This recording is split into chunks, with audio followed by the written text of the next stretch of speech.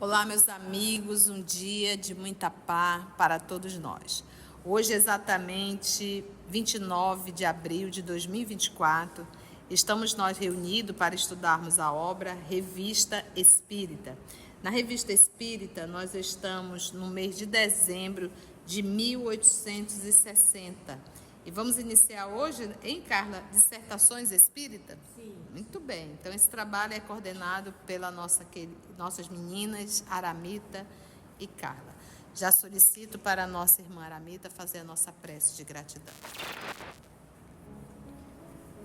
Graças te damos, Senhor da vida, pela oportunidade do estudo e do trabalho. Também te agradecemos pela oportunidade deste local que nos acolhe com tanta alegria, com tanta fraternidade, com tanta harmonia. Que nós possamos despender essas horas estando aqui, prestando atenção nos ensinamentos, nas lições, para que possamos levar para meditar e agir conforme essas lições que os amigos espirituais tanta disposição tiveram para deixar até nós. Ajuda-nos, Senhor, também a ficarmos contigo, porque sabemos que Tu estás conosco desde sempre, que assim seja. Dissertações espíritas recebidas ou lidas na sociedade por diversos médiuns. Antes da gente entrar na dissertação, na primeira dissertação, chamada Entrada de um Culpado no Mundo dos Espíritos, vale a pena a gente rever a questão 9 da página 539, aqui do espírito que anteriormente falou, que é o espírito de um glutão, que ele fala assim: qual a vossa opinião atual sobre a divindade? E ele respondeu: não esperei perder o corpo para acreditar em Deus, ou seja, já acreditava em Deus mesmo encarnado, mas ocorre apenas que esse corpo que tanto amei materializou meu espírito ao tal ponto que lhe será preciso bastante tempo para quebrar todos os laços terrenos das paixões que o prendiam à terra. Então, fazendo só essa lembrança do que a materialidade, esses gozos terrenos nos prendem e nos levam até a perder, entre aspas, a espiritualidade, né? E aí, para a gente entrar nessa entrada de um culpado no mundo dos espíritos, médium é a senhora Costel e o espírito assina Novel. Vou contar-te o que sofri quando morri, diz o espírito. Retido no corpo por laços materiais, meu espírito teve grande dificuldade para se desprender, o que foi uma primeira e grande angústia. A vida que havia deixado aos 24 anos era ainda tão forte em mim que não acreditava na sua perda. Procurava meu corpo e estava admirado e apavorado de me ver perdido em meio a essa multidão de sombras. Por fim, a consciência de meu estado e a revelação das faltas que havia cometido em todas as minhas encarnações me feriram de repente. Uma luz implacável iluminou os mais secretos recônditos de minha alma, que se sentiu nua e tomada de acabrunhante vergonha. Eu buscava escapar, interessando-me por objetos novos, no entanto conhecidos, que me cercavam. Os espíritos radiosos, flutuando no éter, davam-me a ideia de uma felicidade a qual eu não podia aspirar. Formas sombrias e desoladas, umas mergulhadas em triste desespero, outras irônicas ou furiosas, deslizavam à minha volta e sobre a terra a qual eu estava preso. Via os humanos se movimentando e lhes invejava a ignorância. Toda uma ordem de sensações desconhecidas ou reencontradas invadia-me ao mesmo tempo. Como que arrastado por uma força irresistível, buscando fugir a essa dor apunhalante, eu transpunha as distâncias, os elementos, os obstáculos materiais, sem que as belezas da natureza, nem os esplendores celestes pudessem acalmar um instante o dilaceramento de minha consciência, nem o pavor que me causava a revelação da eternidade. Um mortal pode pressentir as torturas materiais pelos arrepios da carne, mas as vossas frágeis dores, suavizadas pela esperança, temperadas pelas distrações, mortas pelo esquecimento, jamais vos poderão dar a compreender as angústias de uma alma que sofre sem tréguas, sem esperança, sem arrependimento. Passei um tempo, cuja duração não posso apreciar, invejando os eleitos, dos quais entrevia o esplendor, detestando os espíritos maus que me perseguiam com as suas zombarias, desprezando os humanos, cujas torpezas eu via, passando de um profundo abatimento a uma revolta insensata. Por fim, me acalmastes. Escutei os ensinos que te davam teus guias. A verdade me penetrou e eu orei. Deus me ouviu. Revelou-se a mim por sua clemência, como se havia revelado pela justiça. Novel. É interessante como ele vai dando o que vai acontecendo com o espírito depois que desencarna, quando ele não tem, vamos dizer assim, uma noção do mundo espiritual, né? Primeiro, como ele desencarnou com 24 anos, ainda tinha muita energia, né? E ele não diz o tipo de morte que foi, mas para ele diz que foi uma morte súbita, né? E aí estava forte nele, então ele ainda estava preso. E uma outra coisa que começa depois, quando ele se dá conta que ele não está mais entre os encarnados, é a revelação das faltas que eu havia cometido. A gente pode fugir de tudo, a gente pode se enganar o tempo todo, mas dia virá que a consciência vai dizer e vai nos mostrar o que fizemos. E aí ele diz que a alma dele se sentiu nua e tomada de acabrunhante vergonha. Mas só que enquanto ele sente isso, mas depois ele vai dizer mais para frente, ele não se arrependia, né? Ele não se arrependia, ele não tinha... vou me lembrar como diz fazendo uma analogia com André Luiz. Enquanto ele estava no umbral, que ele era perseguido pelas sombras, as sombras gritando suicida, suicida, e ele negando ainda isso, né? Ele se achando, vamos dizer assim, um inocente, perseguido por essas entidades malévolas. Ele não se dava conta disso. Mas depois que o tempo foi passando, quando, como ele também vai dizendo aqui, quando eu caí em mim, né, e eu fiz uma oração sincera. A gente não faz uma oração sincera quando a gente não cai em nós mesmos e verdadeiramente nos arrependemos. Aí ele fala que ele vai por caminhos que ele achava novos, no entanto conhecidos. Ou seja, repetição de erros, de passagens, de comportamento, de lugares já vistos. E aí ele diz, sensações desconhecidas ou reencontradas. E aí ele vai, a consciência vai, e aí ele começa, né? Como ele não está, ele vê os eleitos e sente inveja. Ele vê os humanos na ignorância e também fica com raiva porque ele quer isso. E realmente isso acontece. A gente vê, se vocês estão lembrados no livro Libertação, quando Gúbio consegue muitos dos espíritos que estão ali ao redor da casa da Margarida, que vão atrás da luz que ele irradia, muitos dizem para ele assim, a gente quer encarnar de novo, para esquecer. O santo esquecimento, né? O bendito esquecimento. Mas muitos às vezes querem só esquecer para voltar, como ele diz, para os gozos.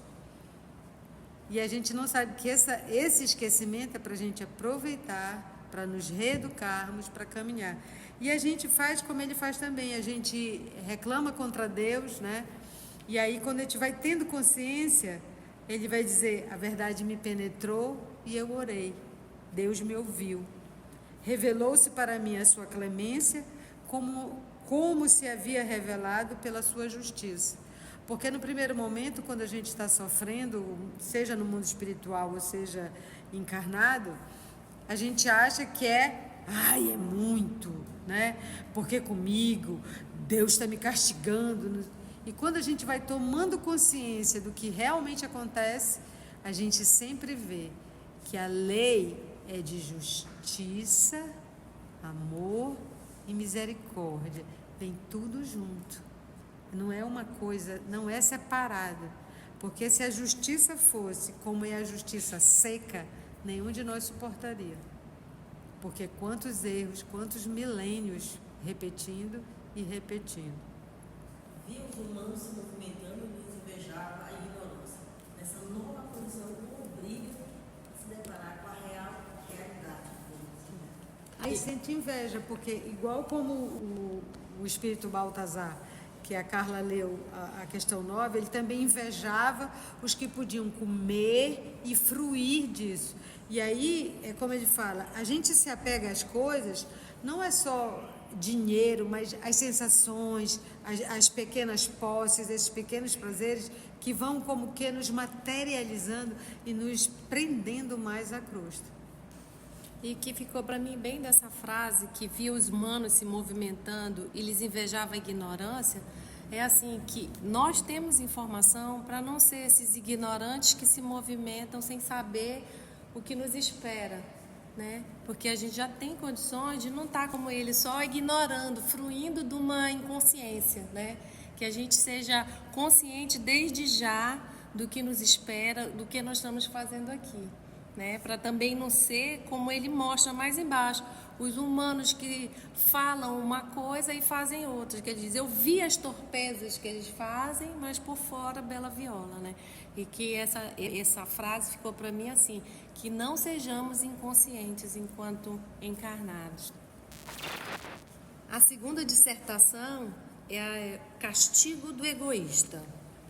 O médium é a senhora Costel, espírito Claire. Nota: o espírito que ditou as 3 comunicações seguintes é de uma mulher que a médium conheceu em vida, de conduta e caráter que bem justificam os tormentos que ela sofre. Era dominada principalmente por um sentimento de extremo egoísmo e um personalismo que se reflete na última comunicação, por sua pretensão em querer que a médium se ocupe somente dela e por ela renuncie aos seus estudos ordinários. E só para a gente entender bem o que é personalismo, é uma tendência para se colocar no centro em qualquer circunstância. Ou seja, era primeiro ela, segundo ela e terceiro ela. Primeira comunicação da Claire. Eis-me aqui, a infeliz Claire. Que queres que te ensine? Tua resignação e tua esperança não passam de palavras para quem sabe que, inumeráveis como os seixos da praia, seus sofrimentos haverão de durar na sucessão interminável dos séculos. Dizes que podes suavizá-los. Que palavra vazia! Onde encontrar a coragem, a esperança para tanto? Procura, pois, cérebro limitado, compreender o que é um dia que jamais acaba. Será um dia, um ano, um século? Que sei eu? As horas não se marcam, as estações não variam. Eterno e lento como a água que brota do rochedo, esse dia execrado, detestado, esse dia maldito, pesa sobre mim como um relicário de chumbo. Sofro. Nada vejo à minha volta senão sombras silenciosas e indiferentes. Sofro. Entretanto, sei que acima desta miséria reina Deus, o Pai, o Senhor, aquele para o qual tudo se encaminha. Quero pensar nisto, quero implorar-lhe socorro. Debato-me e me arrasto como um estropiado que pena um longo caminho. Não sei que poder me atrai para ti. Talvez seja a salvação. Retiro-me de ti um pouco calma, um pouco renovada, como um velho tiritando de frio, reanimada por um raio de sol. Minha alma enregelada aure uma vida nova ao aproximar-se de ti. Claire. Mas o começo da comunicação dela, vê como ela debochada.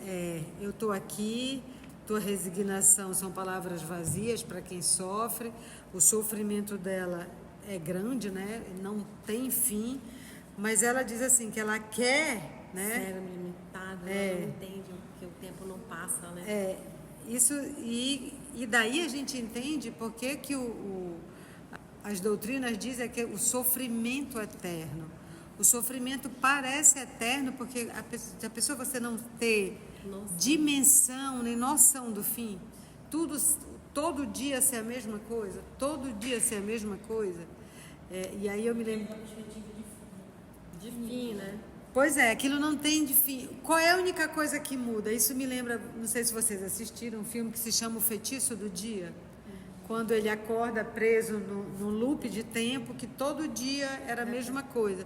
Ele era o único que se percebia que esse dia se repetia interminavelmente. E ele foi ficando com raiva, e ele não sabia o que fazer. Até que ele caiu em si e disse, se eu sou o único que sei que o dia está se repetindo, o que eu posso fazer diferente? E ele começou a fazer diferente o dia, começou a ajudar as pessoas. Quando ele começou a ajudar, que ele entendeu, que ele se modificou, o tempo andou. É a mesma coisa aqui. Ela está presa nisso porque ela não vê mudança.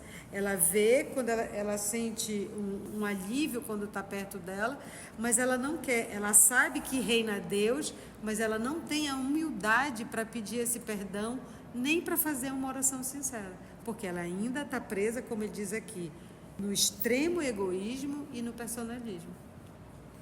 Não anda. E é interessante que ela fala assim, que esse dia pesa sobre ela como um relicário de chumbo, né? Um relicário onde você guarda as suas memórias. Então, essas memórias estão pesadas para ela, né? Então, ela não sabe nem o que ela só sabe dizer que sofre. Segunda comunicação da senhora Claire. Minha desgraça cresce dia a dia, à medida que o conhecimento da eternidade se desenvolve em mim.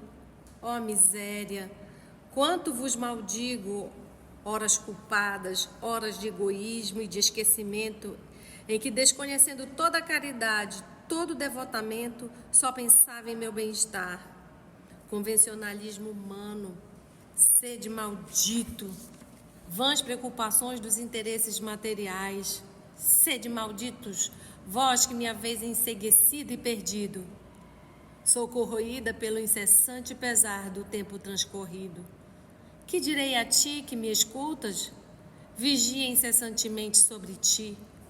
Ama os outros mais que a ti mesma. Não te demores no caminho do bem-estar. Não sobrecarregues teu corpo à custa de tua alma. Vigia, como dizia o Salvador a seus discípulos. Não me agradeça esses conselhos. Meu espírito os concebe, mas meu coração jamais os ouviu. Semelhante a um cão açoitado, o medo me faz rastejar, mas não conheço ainda o verdadeiro amor. Sua divina aurora tarda muito a romper. Ora por minha alma ressequida e tão miserável. Claire. Como nos diz Emmanuel, muitos de nós não somos novatos no cristianismo. Muitos de nós sabemos, tal como a Claire, passagens de cor e salteado do Evangelho, mas só sabemos isso de raciocínio, de intelecto. Não sabemos isso de coração e não sabemos isso de prática. E é igualzinho que a Claire tem. E ela diz, ela sabia sobre isso, ela diz, não me agradece porque meu espírito os concebe, mas meu coração, ou seja, meus sentimentos, jamais os ouviu. Concebe para os outros, concebe para eu dizer, concebe para eu falar, mas eu nunca fiz isso. E mesmo no mundo espiritual, ela ainda não se rendeu a isso. Ainda verdadeiramente, e no mundo espiritual a gente não engana ninguém, né? E é como a tia falou, que ela está falando assim do tempo desperdiçado, né? Quanto tempo perdido, aí ela fala aqui das horas culpadas, horas de egoísmo e de esquecimento, em que, desconhecendo toda a caridade, todo o devotamento, só pensava em meu bem-estar. Então, a gente também aqui aprendendo, sabendo que as horas jamais devem ser vazias, jamais devem ser só para a gente se dar bem, se usufruir. Lembrando que a caridade, ela não fala aqui, mas a gente sabe, a caridade do outro que sofre, do nosso tempo aproveitado, é o que pode nos livrar dessa situação da senhora Claire. E o que ela amaldiçoou aqui também, talvez a gente tenha também nossas responsabilidades pelos convencionalismos humanos, né? O que a gente tem que fazer? Vamos aproveitar, vamos curtir a vida. Então, a gente também tem que mudar esses padrões para onde a gente estiver, poder levar essa condição. Não, vamos fazer um estudo, um trabalho por alguém, também mudar essas condições de só aproveitar, só se dar bem, né? Só os prazeres, só usufruir. Eu digo que tem uma regra que nós deveríamos ter. Quando chegar no finalzinho da noite, em que momento hoje eu fiz um sacrifício? Um sacrifício. Então, se nós chegarmos no final da noite, fizermos essa pergunta e não tivermos um sacrifício, foi um dia perdido. Porque o sacrifício eu tenho que fazer, mas eu não quero fazer. E outra, eu não vou ganhar nada com isso. Então, por isso que a gente vai ouvir tanto a palavra sacrifício, desde o Antigo Testamento, mas que era necessária uma forma simbólica, era necessária uma forma palpável deles entenderem o sacrifício. Olha como a misericórdia divina vai ensinando a gente, né? Então, começou ali pelo sacrifício de animais, depois primeiro com sacrifícios humanos, sacrifícios de animais, os incensos, os presentes, né? Então, tudo isso seria uma forma de agradar a Deus, sacrifício. Até nós chegarmos a entender que o verdadeiro sacrifício é sacrificar as nossas vontades, os nossos desejos, as nossas paixões, sacrificar a preguiça, a acomodação. Essa é a luta realmente diária. Então, nós temos que chegar ao final da noite e perguntar: meu Deus, hoje, em que momento eu fiz pelo menos um sacrifício? Se eu não fiz nenhum sacrifício, eu não sacrifiquei os meus caprichos pessoais, porque às vezes o sacrifício é ter calado. A pessoa falou e você quis, aí você se sacrificou a vaidade, sacrificou o orgulho e calou. Isso é um sacrifício. Para outras pessoas, o sacrifício é lavar o prato que comeu. A pessoa não quer, morre de preguiça, acha que vai cair a mão. Ela diz: mas eu vou lá, porque eu estou me evangelizando, eu vou lavar esse prato, essa panela. Então, quando a gente fala em sacrifício, cada um está num nível específico. Mas que a gente tem que cada dia... Por isso é que eu vou crescendo, evoluindo, se eu exigir de mim pelo menos um sacrifício ao decorrer das 14, 15 horas que a gente fica aí acordado. Terceira comunicação da senhora Claire tem uma nota. Os 2 primeiros ditados foram recebidos em casa da médium. Este terceiro foi dado espontaneamente na sociedade, o que explica o sentido da primeira frase. Diz a senhora Claire: venho procurar-te aqui, já que me esqueces. Crês então que preces isoladas e o meu nome pronunciado bastarão para acalmar meu sofrimento? Não, 100 vezes não. Tenho rugido de dor, erro sem repouso, sem asilo, sem esperança, sentindo o eterno aguilhão do castigo cravar-se em minha alma revoltada. Sorrio quando escuto vossos lamentos, quando vos vejo abatidos. Que são as vossas insignificantes misérias? Que são as vossas lágrimas? Que são os vossos tormentos que o sono interrompe? Será que durmo? Eu quero que, deixando tuas dissertações filosóficas, te ocupes de mim, que os outros também se ocupem. Não encontro expressão para descrever a angústia desse tempo que se escoa, sem que as horas lhe marquem os períodos. Vejo apenas um fraco raio de esperança, e essa esperança foste tu que me deste. Não me abandones, pois. Claire. Ela despertou a humildade nela. A Clé quer ajuda, mas quer que o outro faça, né?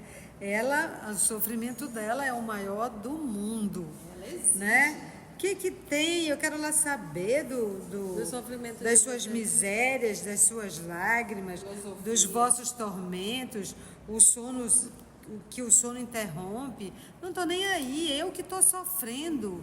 E eu já tive um alívio contigo, então tu vai ter que cuidar de mim. E como ousas fugir de mim, né? Então, ou seja, ainda é um espírito egoísta, personalista e só quer ser atendido. Quantos de nós? E aí, Anitta, a gente para pensar assim. A verdadeira mudança, ela quer a felicidade, ela quer a paz, ela quer o sossego. E tem como se dar isso a ela através de uma palavra? Não. A palavra ela é um consolo. Mas é a história da parábola das 10 virgens. Ela não tem o azeite. E não tem como Kardec dar azeite para ela. Então, ela precisa buscar. Ela precisa se transformar. Ela precisa se reconhecer. Então, enquanto isso não acontecer, ela vai permanecer em sofrimento. Então, o que nós queremos normalmente? Nós queremos a solução, mas nós não queremos pagar o preço para termos a solução. Nós adoramos um pozinho pidim-pim-pim. Não existe isso. Então, para que eu possa, de repente, sair de uma síndrome do pânico, eu tenho que fazer um esforço. Eu tenho que me superar, eu tenho que enfrentar os meus medos. Se eu não fizer isso, a terapia não vai resolver. Então, tudo na vida eu preciso pagar o preço para eu conquistar. E ela aqui, você observa que a fala dela, nessas 3 mensagens, é a mesma. Mesma petulância, a mesma arrogância, a mesma vaidade. Então, ela não consegue, ela não conquista, ela quer que resolva o problema dela, mas ela não quer pagar o preço para resolver esse problema. Então, é a parábola das 10 virgens. Ela não tem azeite para acender essa lâmpada. Quarta comunicação. Nota, a comunicação seguinte não é do mesmo espírito. É de um espírito superior, nosso guia espiritual, em resposta ao pedido que lhe dirigimos para nos dar sua opinião acerca das comunicações precedentes da senhora Claire. Vamos ver o que o espírito diz. Não tem nome. Esse quadro é muito verdadeiro e absolutamente não está exagerado. Talvez me perguntem o que fez essa mulher para estar tão miserável. Terá cometido algum crime horrível? Roubou? Assassinou? Não. Nada fez que tivesse merecido a justiça dos homens. Ao contrário, divertia-se com aquilo a que chamais a felicidade terrena. Beleza, fortuna, prazeres, adulação, tudo lhe sorria, nada lhe faltava, e ao vê-la diziam: "Ai, que mulher feliz!" e invejavam sua sorte. Que fez ela? Foi egoísta. Tinha tudo, menos um bom coração. Se não violou a lei dos homens, violou a lei de Deus, porquanto desconheceu a caridade, a primeira das virtudes. Não amou senão a si mesma. Agora ninguém a ama. Nada deu, nada lhe dão. Está isolada, desamparada, abandonada, perdida no espaço, onde ninguém pensa nela, ninguém se ocupa com ela. Este o seu suplício. Como só buscou os prazeres mundanos, que hoje não mais existem, fez-se o vazio em seu redor. Só vê o nada, e o nada lhe parece a eternidade. Não sofre torturas físicas. Os demônios não vêm atormentá-la, mas isto não é necessário. Ela própria se atormenta e sofre muito mais, porque esses demônios seriam ainda seres que pensavam nela. O egoísmo fez sua alegria na terra. Ele a persegue agora, como um verme a lhe roeu o coração. É o seu verdadeiro demônio. Ah, se os homens soubessem quanto lhes custa ser egoístas! Entretanto, Deus vos ensina todos os dias, porquanto, ao enviar tantos espíritos egoístas à terra, tem em mira que, desde esta vida, eles se castiguem uns aos outros e possam melhor compreender, pelo contraste, que a caridade é o único antídoto desta lepra da humanidade. Ou seja, o único antídoto contra, a lepra da humanidade, que é o egoísmo, é a caridade. É sair de si, de olhar para o seu próprio umbigo e olhar o que tem ao redor. Ela só desfrutou. E às vezes a gente reclama de uma dificuldade, de um problema que nos faz sair da nossa tão confortável zona de conforto.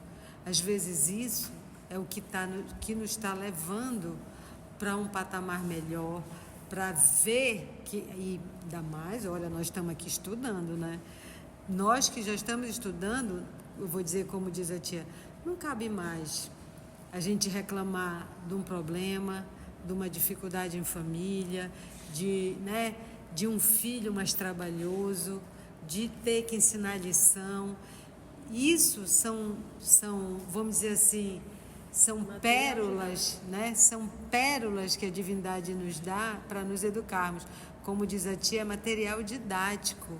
Não reclama, aceita. Isso já é um sacrifício, Fazer esse ofício sagrado que vai ser o quê? O teu burilamento. E às vezes são coisas tão mínimas que a gente não. O que a gente quer? Tal qual a Claire, a gente só quer gozar, quer ter prazer, quer ter tudo de bom, quer não ter dificuldade nem problema nenhum. Qualquer problemazinho a gente tá, Ai, Jesus! E a gente vê quando o tempo passa que na realidade são os problemas, as dificuldades, a nossa pérola para nós trabalharmos e nos educarmos. Isso me fez lembrar quando o amigo espiritual disse: ela viveu uma vida de solidão só. Ela não fez amigos, ela não ajudou ninguém. E aí nos lembra o Dr. Bezerra de Menezes. A família não tinha dinheiro para fazer o funeral do Dr. Bezerra.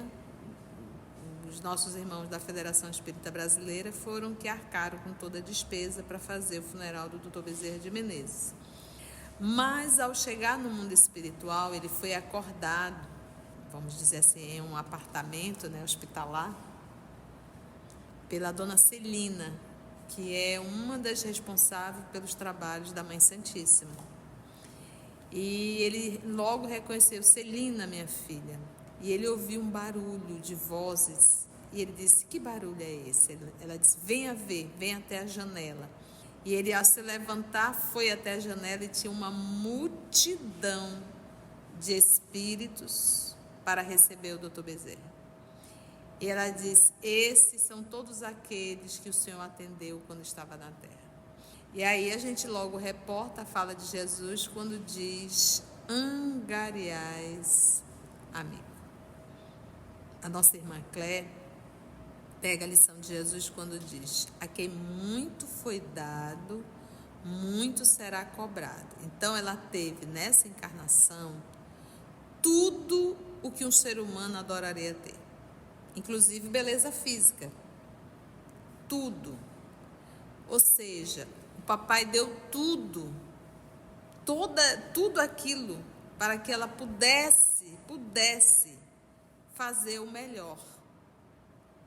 E o que ela fez? Apenas ficou com o melhor para ela e se perdeu. Então isso é uma coisa, falamos isso no Evangelho e repito hoje, uma coisa é você estar numa escola pública, a outra coisa é você estar na melhor escola e ainda assim não se interessar pela lição. Uma coisa é você ter um pai e uma mãe totalmente ausente. Outra coisa é você ter um pai e uma mãe super presente e ainda assim você não valorizar isso. Então, tudo isso será contabilizado. Olha, fulano se perdeu, mas se perdeu por quê? A mãe era alcoólatra, o pai estava no presídio, não teve acesso à escola. Então, isso tudo vai pesar. Isso tudo vai atenuar.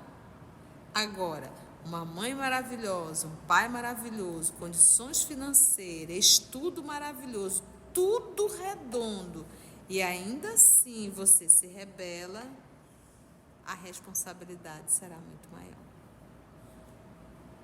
Não tem o que atenuar. Você está reclamando de quê, meu filho?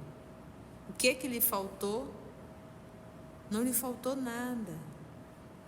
Então a gente vê aqui ela dizer várias vezes o sofrimento dela. Então na própria obra Missionário da Luz tem exatamente um caso desse, né? Os 4 filhos também tiveram tudo e os 4 se perderam, e ele diz, em zonas abismais.